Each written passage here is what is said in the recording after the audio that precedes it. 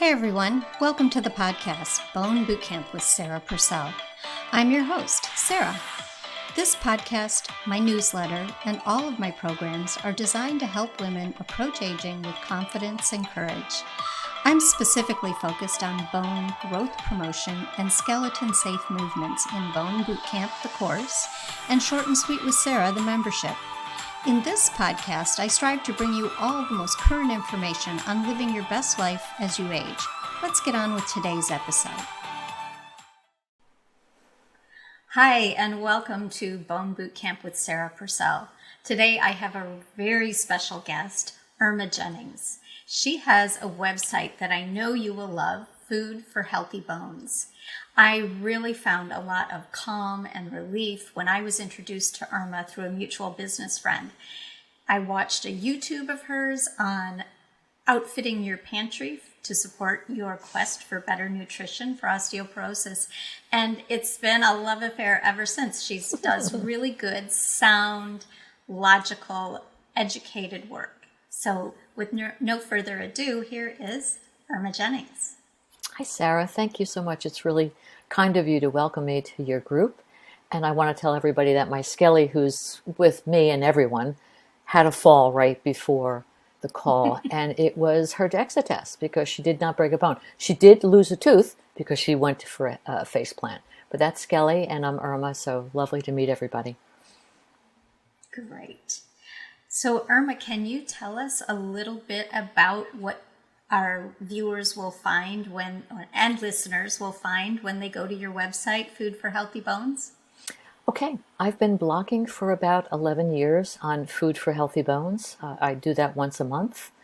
I take deep dive into the food, and I do call manufacturers to get to the bottom of the science or to make sure that they're not telling us information that's not appropriate. And I report that back to people within my community. I have a YouTube station with some cooking classes on there. And I also have my Bones Tribe, which is my monthly membership. And all those can be found on my page. There is one thing on my page that's my free offer, which is 30 essential foods for bone health. And that is an infographic that will show you the highlights of foods in the categories, the magnesium, the calcium for sure. Calcium, magnesium, potassium, protein, and vitamin K2. So that's something that you can download for free. And it is a great infographic. I will let everyone know. We'll have a link in the show notes to Irma's website, and you should be able to find everything. So let's just start at the beginning. I think my first aha, because I always felt that I ate a healthy diet, was really taking a closer look at what does it mean to be eating unprocessed foods. So maybe we start there. Foods in their whole form, without packages. If you have packaged foods, which I do from time to time, I always look at the ingredients, and if there's something that I can't pronounce, then I don't consume. I try to keep it very, very simple. I try to eat organic as much as possible because I don't want to collect the herbicides and pesticides and fungicides that end up in the bones and take a long time to get out and actually have an impact on bone health. So organic whenever possible. Some people can't eat organic because they don't have the budget, the food budget. But frozen vegetables are a more affordable way of doing that. So that's an alternative that I often mention to my people. Yeah, and I have seen at some of the less expensive stores like Trader Joe's, I have seen frozen organic vegetables. Right. Yeah. Yeah, the market is listening to the people, the consumers, and what they want. Yeah. So it's probably pretty logical that most of us had heard years ago about not shopping in the middle of the store, but to shop the outside of a grocery store. True. Outside aisles. So we're pretty much on board with that. Then the next thing that sort of comes into play as we are hoping for our bone density is there are some myths out there that confound us from time to time. And I know you've spoken or written about food myths, and I wondered if you'd like to share some.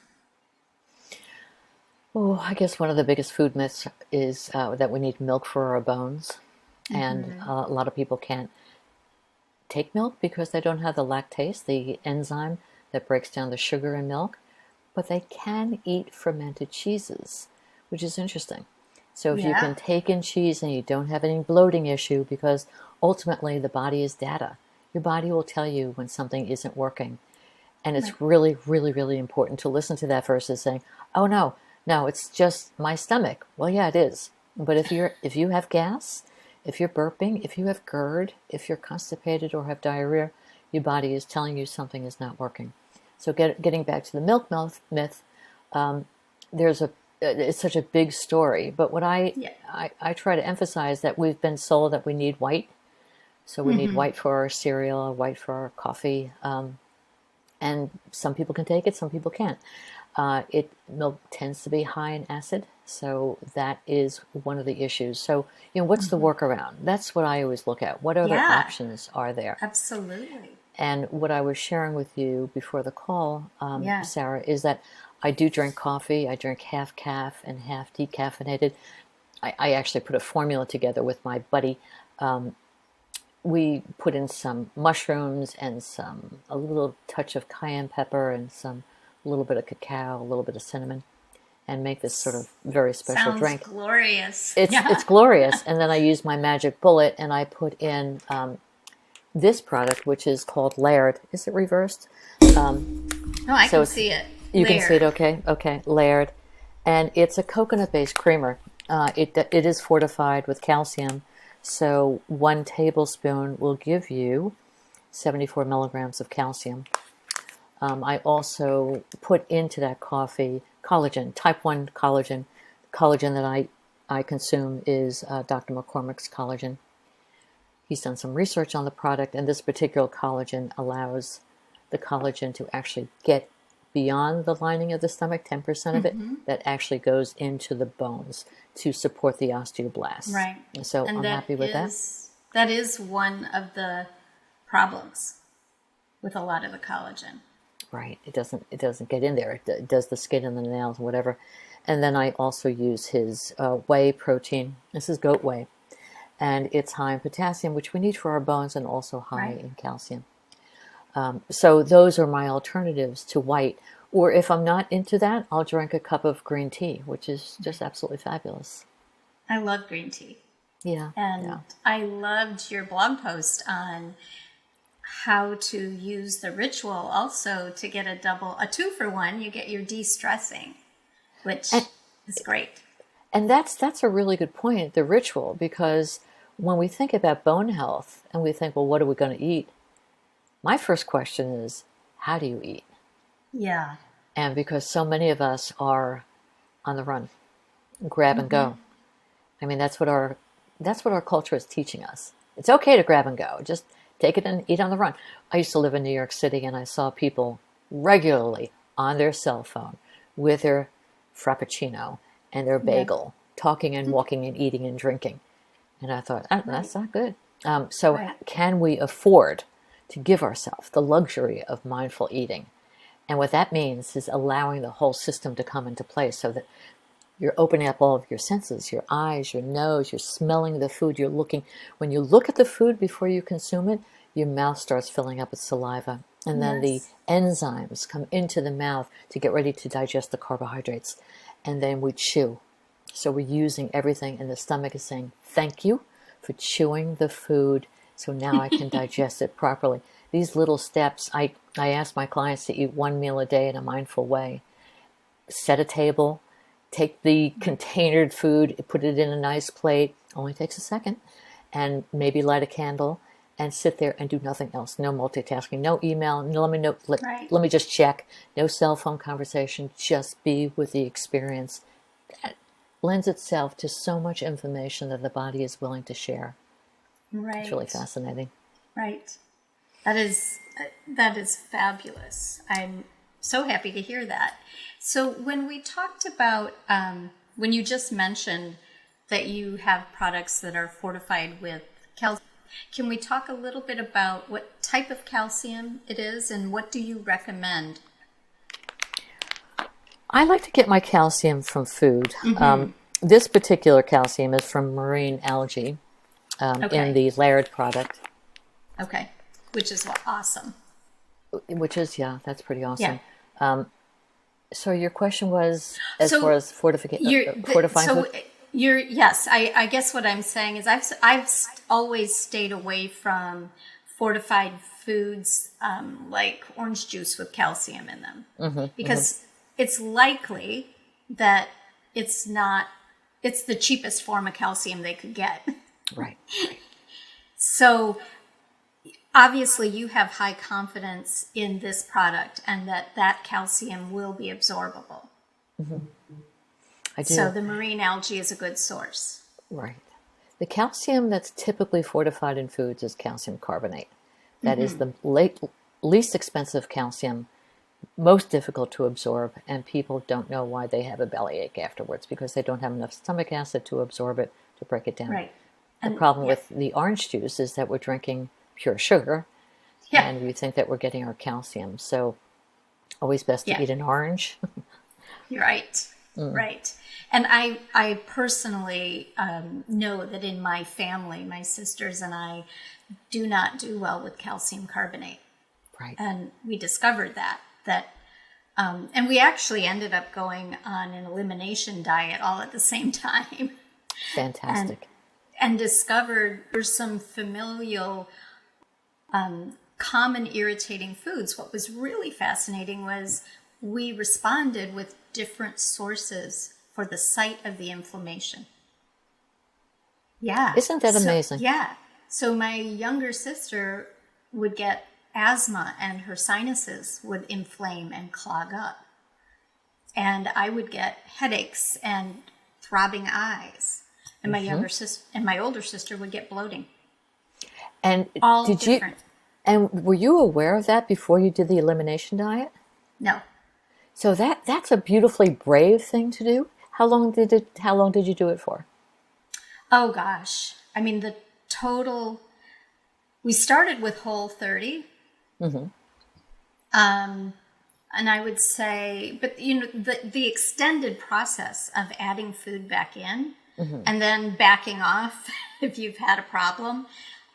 I don't know how many months it was because when you're doing it with two other people, it's time doesn't tick away so slowly. Right. So I think it might have been 3 months. Right. So you raised an excellent point. In fact, I'm speaking with a doctor right now. We're talking about doing an elimination diet under her guidance because it is a process and it does take time. As you start eliminating the typical allergy-producing foods, the egg, the soy, the dairy, there's a number of them. Corn is another one. As you eliminate them and then you go through that, what can I eat? Then you get down to basic food. And you're being guided and in community as you were doing it, Sarah. It's just so enlightening and that your body can tell you what it needs and what it wants. And that was a while ago. I would do it again. Yeah. I'll join your group. Okay. Sign me up. Yeah, do. I think, the way I approach things like that is data and information are friend. And I was so sad to give up milk products, to give up dairy. I can do some hard fermented cheeses, but otherwise, yeah. And I loved my half a cup of coffee and half a cup of milk. that was my thing. And it doesn't taste nearly so yummy with almond milk. I know. But it's okay. We find other things and other ways. Maybe I'll try your creamer.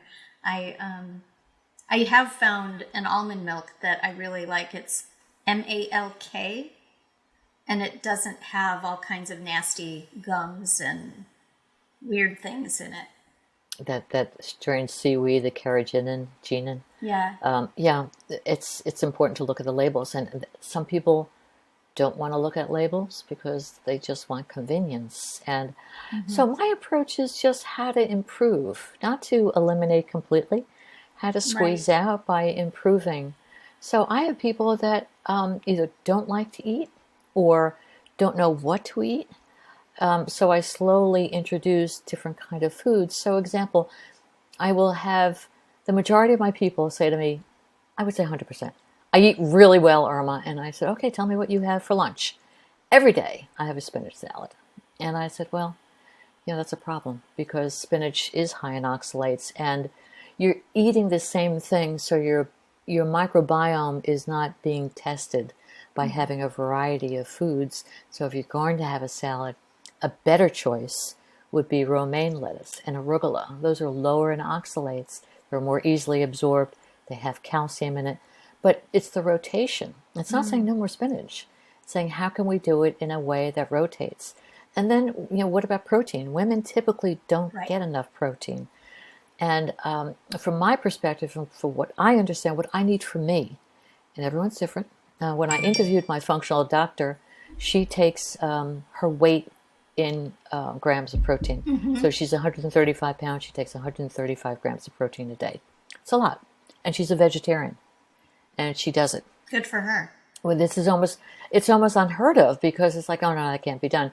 So she does it with beans and she does it with some power bars and she does it with pea protein and various other protein powders. And I need food. So I take about 70 grams of protein a day. But I would start my day in the perfect day. I would start my day with a steak. I mean and people will say, oh, no, I can't do that. Or sardines. And people are like, ew, that's so disgusting. And there are a handful of people that really appreciate and love sardines. The small little fish, they're not full of mercury. Oh, my husband's a big fan. Oh, he is? Yes. We'll have to have a sardine conversation. Yes, yeah. So trying to listen to your body, what helps you through the day, get started in a good way. Some people don't like to have breakfast, and their bigger meal is lunch, which makes a whole lot of sense. But understanding what works for them within the confines of eating for your bones. Yeah. So let's just travel right back to, I know a lot of people's ears picked up when we talked about spinach and oxalates. And there's a lot of noise around that. And it doesn't mean you have to throw spinach out the door completely. Tell me about your approach if you're going to make a recipe with spinach next to your little cutlet of chicken breast. I don't often do that, but if I were, I don't, and I do eat dairy, so I could have some cheese with my spinach. I would, or some other form of calcium with the protein to offset the oxalates. But again, I would, and that's what I was going for, really. Right. Yeah, that you're not afraid of something, a green with oxalates in it, if you can offset. I'm not afraid, but I do want to emphasize the importance of diversity.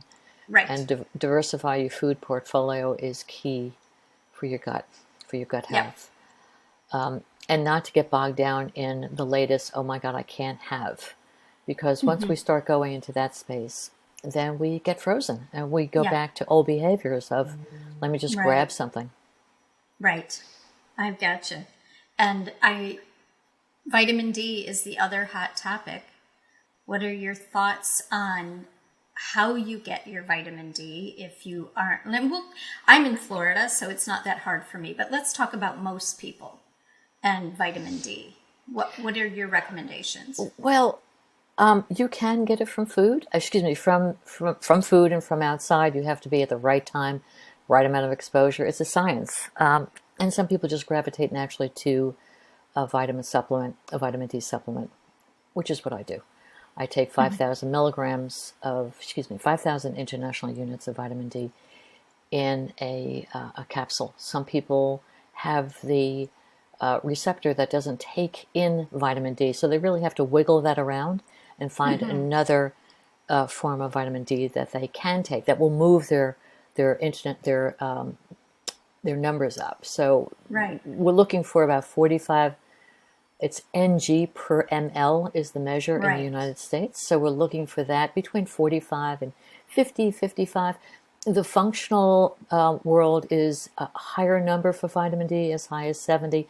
But I remember, Sarah, when vitamin D first became the hot topic, and I remember this with vitamin E a long time ago, it was like the more the better.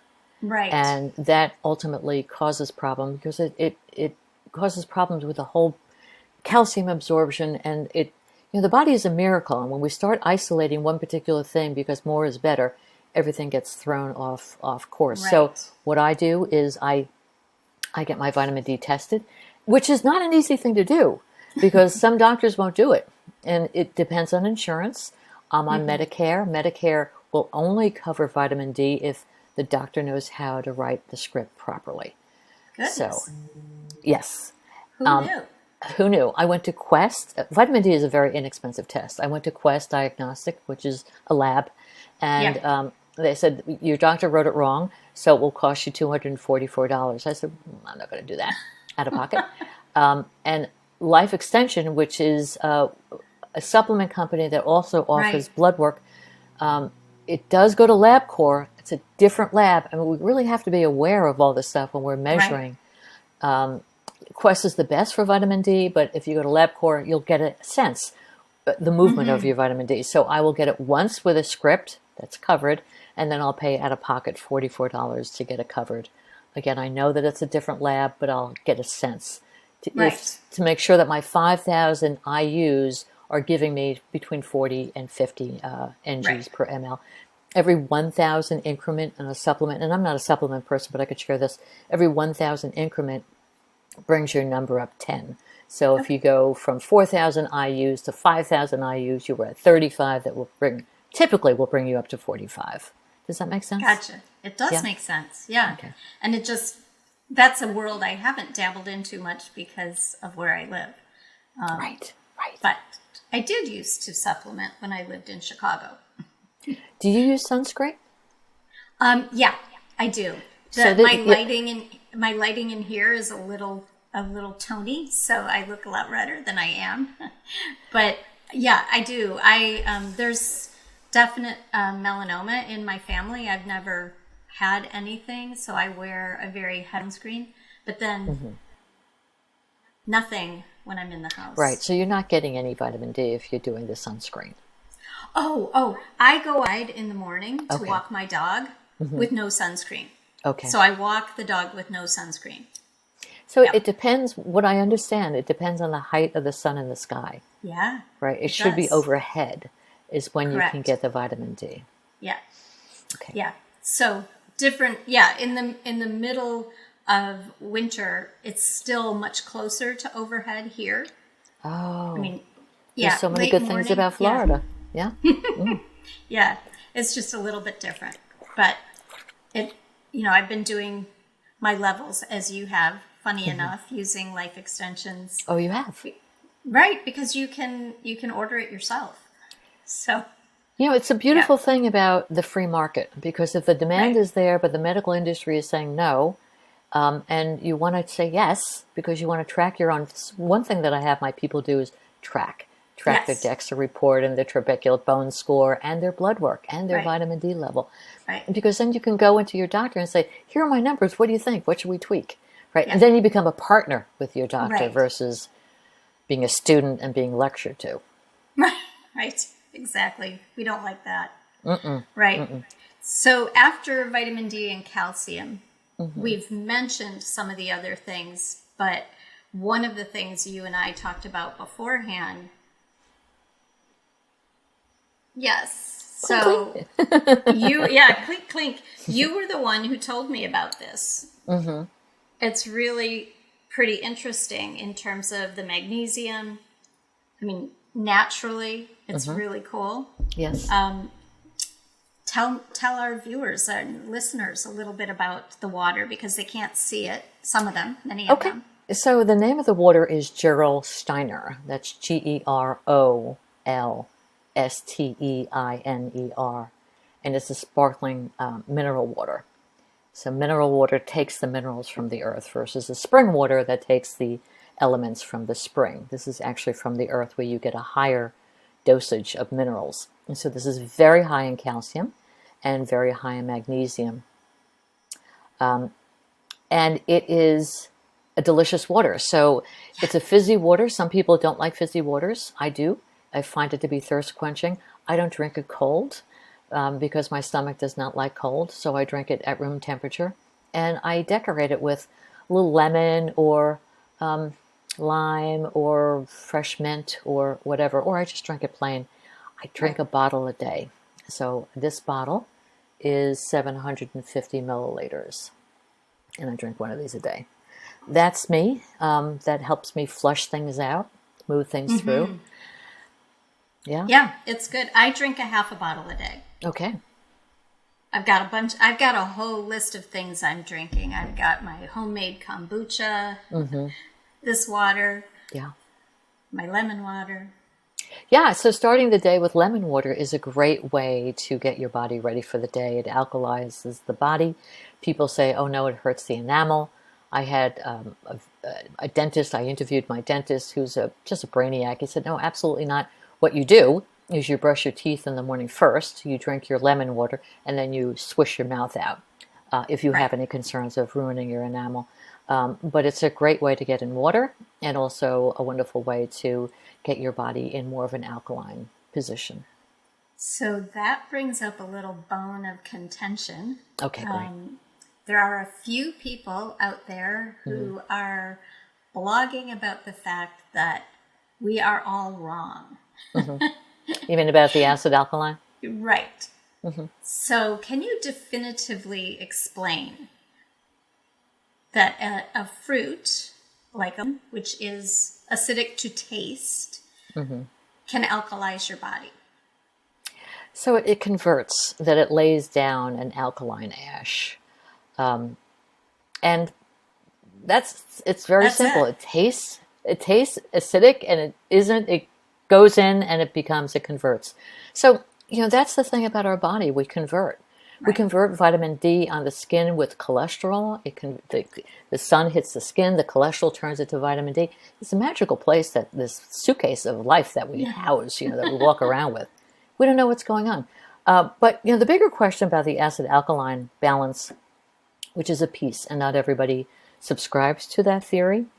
I look at it as, again, another piece of knowledge to diversify my portfolio. So I will even though I eat meat, which tends to be acidic, I use it as a condiment, and I surround it by steamed vegetables and a salad. So it's just a little piece and then a whole plate of veggies. And the other thing about veggies is it's not just green, it's red, it's yellow, it's orange. It's pleasing to the eyes, and it's also different colors have different nutrients. So so if I'm having steamed kale, I will steam some yellow and orange peppers in there. Now, some people don't eat peppers because they're nightshades, so if that doesn't work for you, don't do that. But I'll steam those together and put a little lemon and olive oil. And it's so yummy and pretty, because the kale then becomes this bright green, and the red peppers and the orange peppers or the yellow peppers, which are so sweet. They really aren't they delicious? They're delicious. They're delicious. Just delicious. And you bring up an excellent point that we just couldn't finish off without, and that is that the diversity you're talking about, you can see it on your plate if you've got a lot of different colors. Right. And it's a great way of just having those markers to tell you you're doing well. Well said. Well said. So when we look at the plate and we see a lot of colors, just notice what that does for your spirit.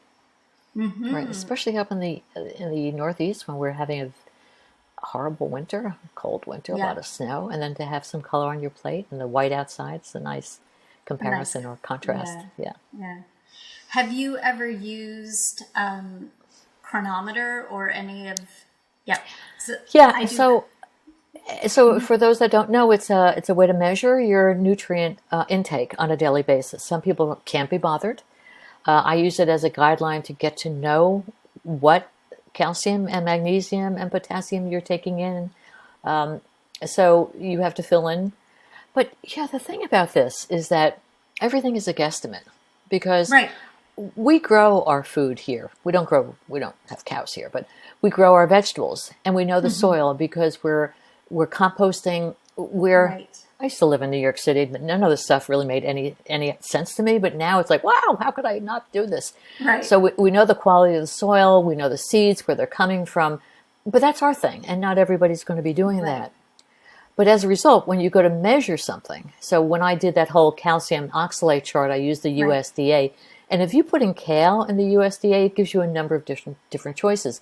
We don't know where the kale is grown in their database. What soil, what sun, when it's harvested, what time of the day it's harvested, all these things matter. So it's a guesstimate. Right. So we can't get hung up too much on the information. We're getting an overall understanding so we can improve our intake based on what we know. But we can't say, oh, for sure. The other thing about calcium is that we don't want to take a bolus of calcium, whether or not it's through a supplement or through food. We want to spread out calcium over the day.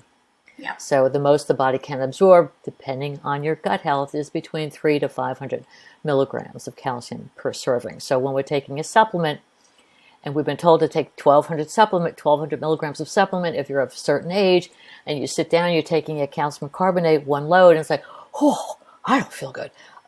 It's not working for the body. So we need to spread it out over time. Yep, that makes total sense.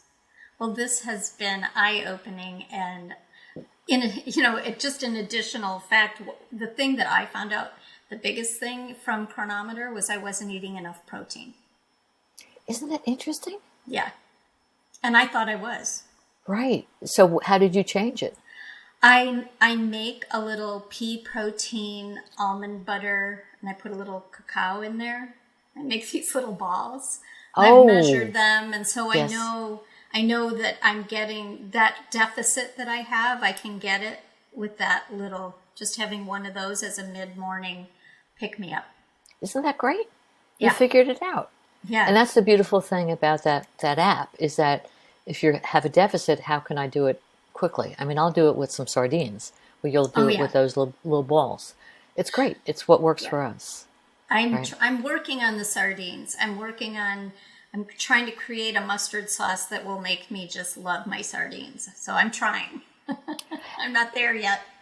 If you mix it with mustard and then put a little and put it into a salad, that might work. Oh, yes, you're right. Yeah, the textures, that would help. I wouldn't think so much about the texture of the fish. Right. I do think it's a mental thing. And it could be. For a lot of people it is.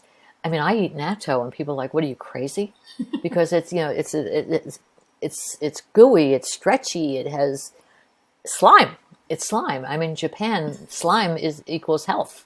But it's full of vitamin K2. So I eat that, and hardly anybody does. And when I eat it, it's vacate the premises, because it has a very strong fragrance to it. That's funny. Yeah. Well, this is all so fabulous, and I know everybody is going to be rushing to your website looking for, I think you have 2 freebies, don't you? Because I took out the other one, and I'm doing the 30 essentials. Okay, the 30 essentials is what they can get. And they can Google you on YouTube, because you do have some other things on YouTube that are on offer, and I think they'll enjoy. Thank you. So thanks so much for joining me. I know I feel empowered to go look at additional choices. We're always tweaking. Yes. I feel like I had reached a pretty good place. Again, diversity, keep rotating things. It's a good idea to not use the same thing all the time.